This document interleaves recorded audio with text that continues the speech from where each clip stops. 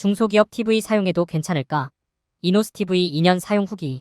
예전에는 중소기업 TV를 산다고 하면 너도 나도 인터넷 또는 지인의 이야기를 하며 말렸지만 이제는 제법 눈에 익은 브랜드가 보일 정도로 중소기업 TV가 많이 보편화되었습니다.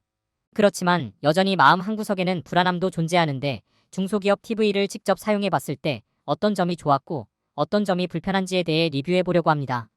제가 구매한 TV는 이노스 TV의 SU901KU입니다. 65인치 스마트 TV인 SU901KU는 당시 미러링으로 보거나 크롬캐스트 등의 장치 없이 TV로 유튜브나 넷플릭스를 볼 수 있다는 점에서 많은 인기를 끈 제품입니다.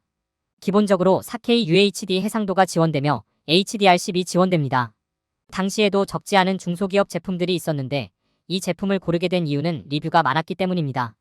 현재도 8,000개가 넘는 리뷰를 가지고 있지만 당시에도 많은 리뷰를 가지고 있었고 무엇보다 3초 부팅이라는 속도를 가지고 있어서 구매했었습니다. 현재 사용하고 있는 SU901KU입니다. 화면이 조금 단촐하게 느껴지실 수 있는데요. 요즘에 출시되는 제품들은 구글 TV이지만 제가 구매할 때는 넷플릭스 TV로 판매됐습니다. 아직까지는 구매할 때처럼 부팅 속도나 전환 속도가 빠른 편입니다.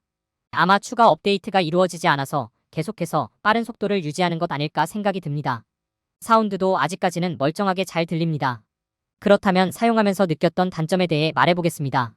이거는 TV 문제인지 아니면 와이파이의 문제인지 명확하지 않은 부분이긴 하지만 가끔 유튜브를 장시간 틀어놓고 있으면 화면이 튕기는 현상이 발생됩니다. TV를 종료하고 전원 코드를 뺐다가 다시 연결하면 되는데 조금 번거롭긴 하지만 큰 문제는 아니라 그냥 쓰고 있습니다. 그리고 추가 앱 설치가 불가능하다는 불편함이 있습니다. 이건 이노스의 잘못이나 SU901KU가 이상한 건 아니고 당시에 사용되던 OS가 리눅스 기반으로 된 거라 정해진 앱 외에는 설치가 불가능하더라고요.